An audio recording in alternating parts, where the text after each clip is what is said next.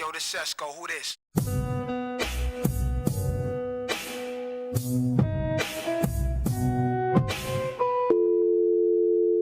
What did I just watch? I said, a lizard man in the plants. What did I just watch? A lizard man, y'all. Definitely not nothing that I asked for when I said I wanted a good 60 minutes. Realistically, 45 with commercials deducted. When it came down to this episode, these last two are found. Okay? So I'm not trying to take all my frustration on y'all because you see, I'm upset about things. We gonna talk about it, y'all. So go ahead on and like up the video on your way in, my friend. Once again, thank you for tapping in over here where the red phone resides, baby. Let's talk about found, missing while eccentric before I hang up this phone.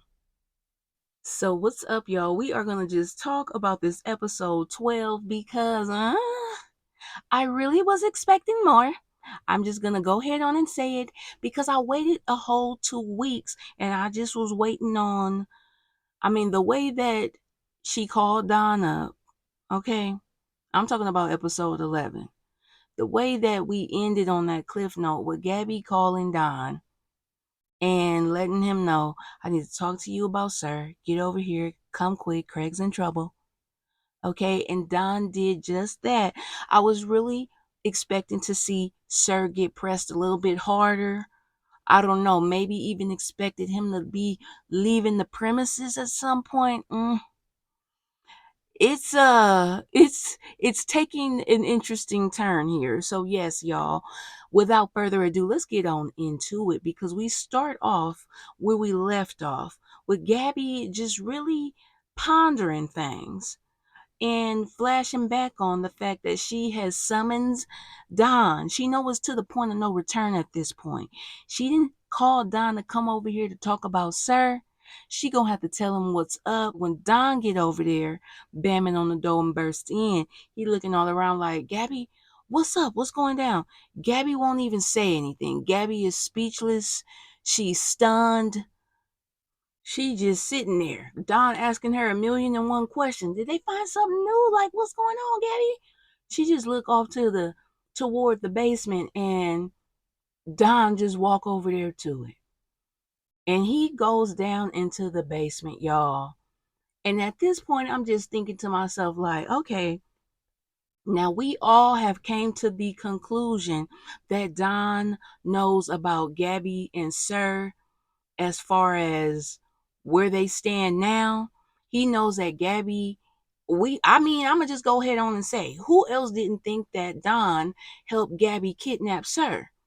Well, what we seeing now lets us know that although Don was in, he was looped in just a little bit. Gabby has even been holding stuff back from him, okay? Um, the executioner, as Sir refers to him. So as Don is coming down into the basement, you see Sir just tucked off into he can't go nowhere. All he could do is hide in the shadows. All he could do is hide in the shadows, y'all. So Don gets down there. Sir say, yeah, I remember you. You followed me. You helped Gabby find me. So Don knows that much. Don know that Gabby done put him on some mission to go and find Sir, but apparently he didn't know that Sir was here in Gabby's home. And when I tell you that Don was pissed off, he was at the top, at the highest, most level of festivity, y'all. And I really love the way that he tried to hold Gabby feet to the fire. Of course it ain't gonna work. Because Gabby got a little bit of a problem with being accountable her damn self. Okay. It's gonna take her some time to come along to it. But I don't know. Gabby be using people, y'all. When Don first came in, she had not a word to say. When Don comes storming up them steps, she want to start talking. You don't get to talk. You don't get to look at me like that. He like, nah, you don't get to say ish. You don't say a word, Gabrielle, because this right here, what you call me over here for? What, you want me to put him down? What? I'm not on that. Oh, I see. You called me when you in a state of emergency, but you couldn't even keep it real with a brother. And not only that, knowing all the stress and the trauma that I done been through from being locked up in a cell, in a cage, in a cave, similar to what you got Sir locked up in right now. How could you, Gabby? I don't get you. This kind of set the tone, y'all. This argument between Gabby and Don set the tone for their vibe throughout the show because they wasn't saying nothing to nobody. They wasn't saying nothing to each other. Yeah, and when they was saying something to somebody, it was very snappy. Especially Don. You know Gabby is gonna play Stone Cold Steve Austin every chance she get and not show any type of emotion. So back to Don going off on Gabby. We find out, y'all, in this moment that Don did aid in the bed a little bit, but he didn't know to what extent, really. Okay, so he said that, yeah, you know what, I did help you, and it's Gabby was getting on my nerves. Gabby was getting on my nerves because she was trying to make it like, well, how did you not think that he was here? You brought him to me at the farmhouse. Like, girl, I don't know what you did. I thought you was gonna turn the man in. Don said he thought Gabby was gonna turn Sir in. Okay, but when she did not, he assumed that Gabby just went on and unalived Sir. So he just didn't say nothing and she didn't say nothing. But it ain't no way, Gabby. This is how Don feels, y'all. It ain't no way that you gonna sit up there and tell me that I should have known he was here in the basement. Because that's basically what Gabby was sitting up there trying to imply. Still not trying to take full accountability. Like, yes, I kidnapped this fool and I felt like I had full right to do so. Because when my dad died, you said that you wanted me to get closure. That's kind of how she was coming at Don. Like, you know, when I called you about this, it was because you wanted to help me get closure with my dad. You wanted to help me, Don. Don't act like you don't know. So we also get a flashback of Gabby on the last day of school and the first day of her abduction. Okay, on this last day of school, y'all, this was her final presentation, and Gabby's looking around for her dad to show up. Really, Gabby was doing her thing. Sir was looking around for the daddy to show up, in my opinion, because he's trying to convince himself that this man don't deserve a child as brilliant as Gabrielle. And of course, the daddy showed up 2 minutes too late, but nonetheless, Gabby was happy to see him. Sir sitting over there in utter disgust, like, why does he get to have a child as brilliant as Gabrielle? He doesn't even know. He doesn't even know how to read his damn self. He can't possibly appreciate the literature that Gabby and I discuss. He doesn't have a clue. This is going to be the day that I take her. This, after all, is the last day of school. This is going to be the only chance that I have. And I have to do this. I have to do what's best for Gabrielle, or else she's going to turn out just like her father. And I can't stand the thought of that. I'm doing this for you, Gabby. So y'all know how crazy Sir is. And I feel like those were his sentiments exactly. So we catch our first case with Zeke working out, and he's noticing that his cameras are detecting a lot of commotion going on outside. It's a girl seemingly in distress, running from door to door, building to building, until Zeke finally gets her attention to come down there to his door. Okay, and at this point, this is when he goes on and calls Gabby, gives Gabby a chance to escape that uncomfortable conversation that she's having with Don at the moment, to head over there to see what's going on at Zeke's place. So we find out that the girl, she does not know her name. She can't recall it. Zeke take a picture of her, find out her name is, he found out her name. I think her name was like Aisha or something. Yeah, and finds out that she's been gone for 2 months. The girl says that she has been kidnapped by a lizard man with 4 arms, and that she has 2 friends that are also still being held captive by him, and that she was able to escape. So right off the bat, I'm thinking like, okay, so the lizard man must have been the person wearing that mask that we saw in the trailer for this episode 12.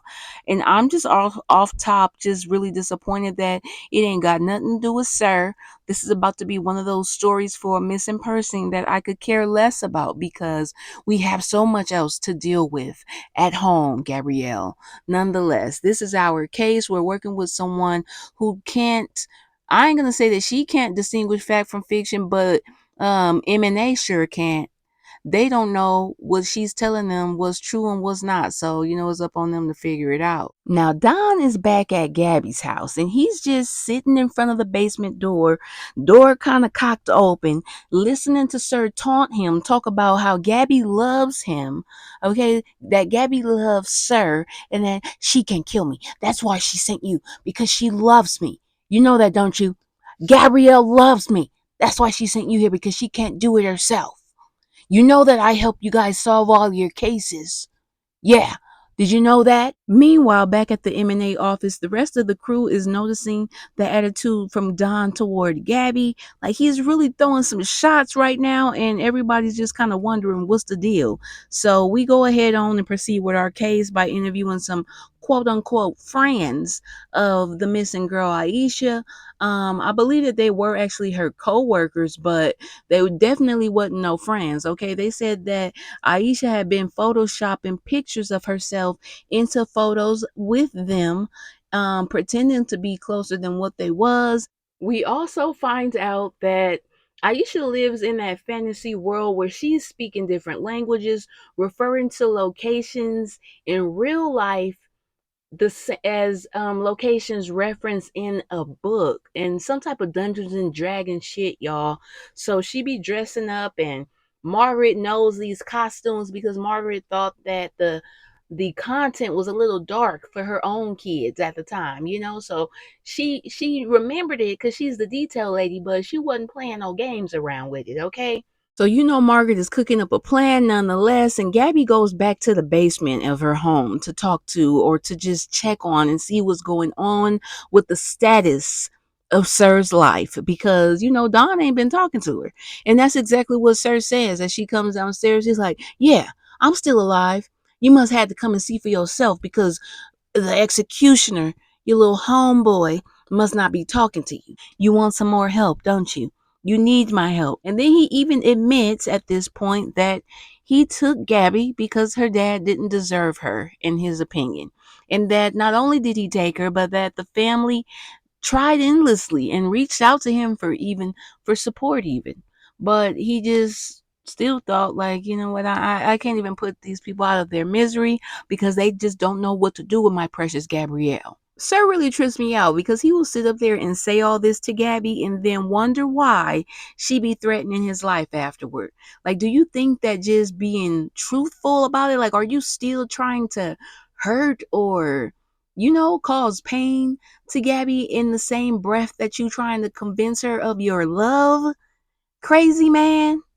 I just don't understand why you could sit up there, sir, and tell Gabby that you thought you was entitled to taking her because her parents wasn't ish, and not expect her to tell you that tonight is your last night on earth. So we end up getting a little bit more information from our victim, Aisha, and we get some info on the field that she refers to as Celestial. We do end up going there and finding a black woman stabbed up to 50 times. We hold a press conference.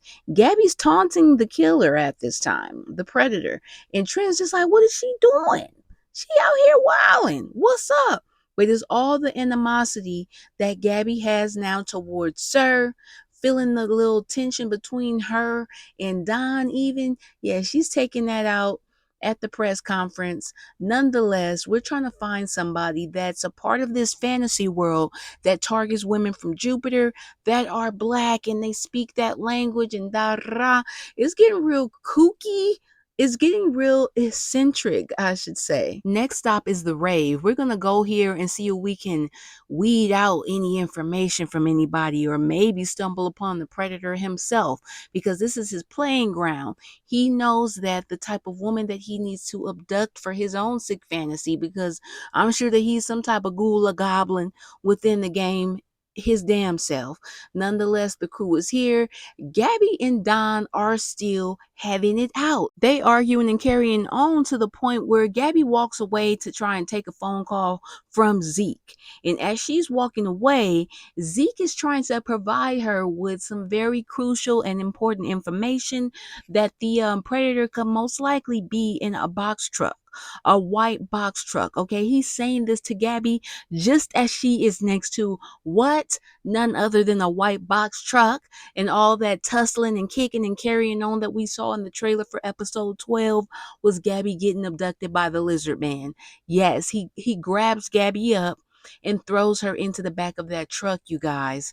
So now Gabby is missing, you guys, and the first person Don thought to go to enlist help was from Sir. But all Sir saw was red. All this man want to know is, where's Gabrielle? Gabrielle, where are you? Gabrielle! What happened to Gabrielle? Oh my God. Like, well, when Don left him, y'all, the man was still down there screaming and acting a fool in that basement. Sir, calm your boots down. You ain't about to do nothing, and you can't do nothing. So give Don some help and provide some assistance, whatever you're gonna be able to do here in this situation.